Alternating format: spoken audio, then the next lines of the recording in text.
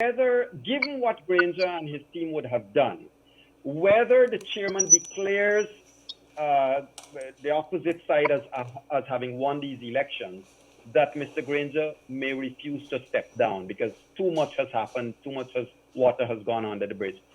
What then would be the nature of sanctions? And immediately after you, Mr. Meurs, if you could answer the same question. That's a great question, Mr. Mahadeo. And the process really started today with the announcement by Ambassador Lynch. But there's a number of things.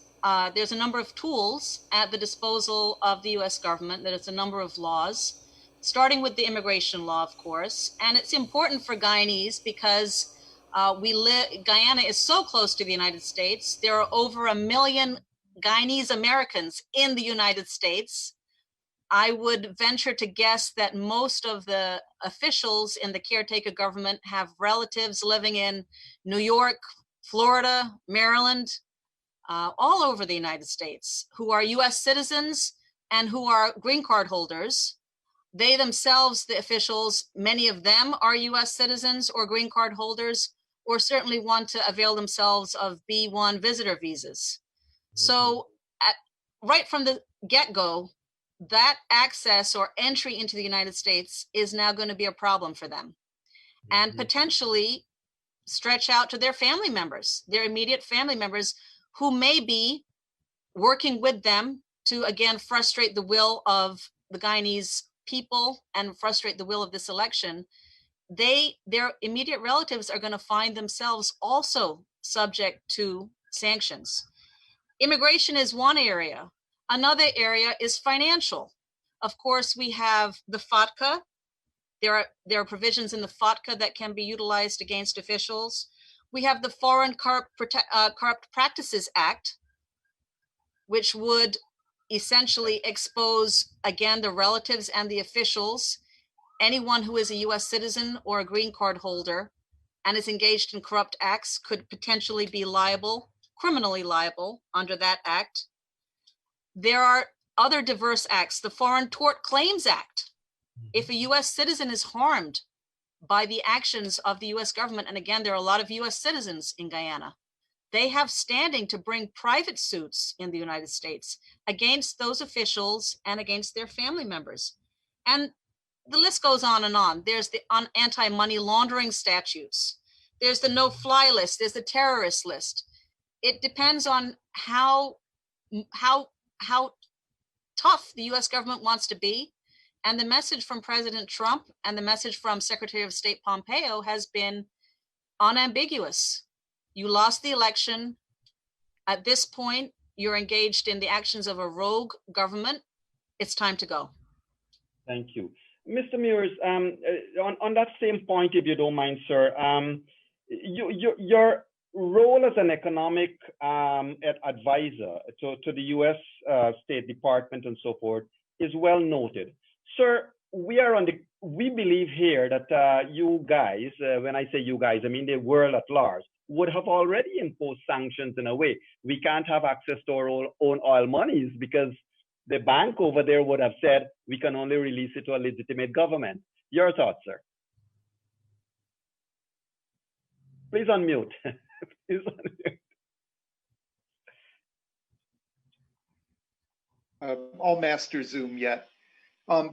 Sanctions invariably begin with targeting individuals. And there's two reasons for that. One is you want to inflict as much pain as possible at as early a stage as possible on the ringleaders. And the second is you want to avoid pain to the common citizen. And so sanctions start with the very top, and then they'll go down through the ranks of that organization. And in Venezuela, the individual sanctions are now targeting, as of this month, 718 individuals in 150 entities. And it's not just the inability to travel to the United States that makes life unpleasant for them. It's the fact that their assets get frozen, that they find it difficult to do business, that banks will not work with them.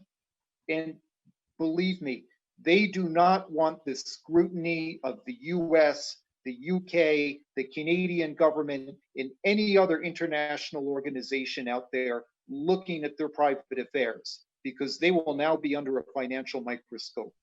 The Office of the Financial Asset Controls, OFAC in Treasury, FinCEN, the Financial Intelligence Organization of the US, the Sanctions Office in the State Department, all of them will be combing through these people's affairs, looking for evidence of illegal assets that have been moved overseas, looking for ties to narco trafficking, looking for their illegal and corrupt acts in the embezzlement of resources. You do not want that scrutiny, and you do not want your bad acts to come to light.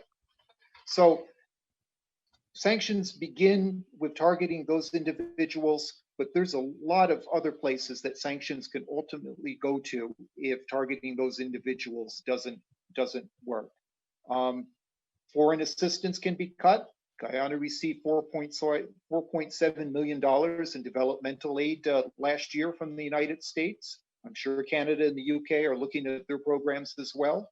There can be export-import limitations. There can be asset freezes.